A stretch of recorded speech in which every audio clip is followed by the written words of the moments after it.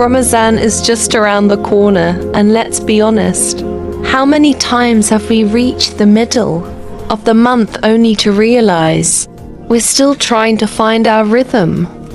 We spend the first week dealing with caffeine headaches and sleep changes, and by the time we're spiritually focused, the month is halfway over.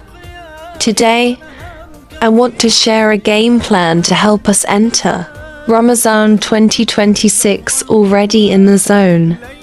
Let's talk about shifting from survival mode to spiritual mode before the moon is even sighted. The Sunnah of Shaban, our Prophet, peace be upon him, used the month of Shaban as a bridge. He used to fast more in this month than any other and increased his recitation of the Quran. Think of Shaban as your pre-season training. You wouldn't run a marathon without stretching first.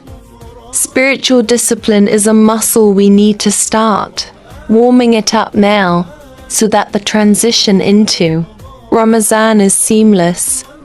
I want you to take a moment for an honest audit of your life right now.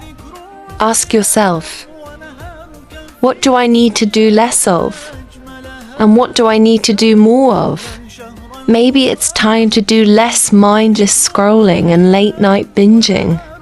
Instead, we should do more intentional silence, more morning zikr, and more awareness of our purpose. My personal goal is to cut my screen time by half starting today so my brain isn't foggy when I finally pick up the Quran. The 3 pillars of prep. If you feel overwhelmed, just focus on these 3 pillars. First, the Quran connection. Don't wait for day 1 to open the book.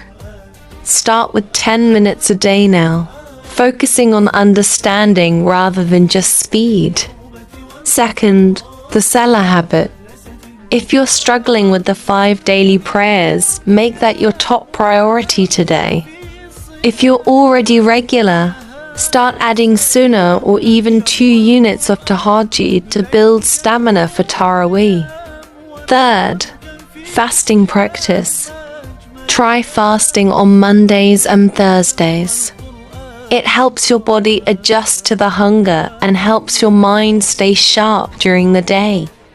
A note for my sisters. We often feel spiritually disconnected during our period days in Ramadan. The trick is to establish a routine of dhikr, dua, and listening to Islamic knowledge now.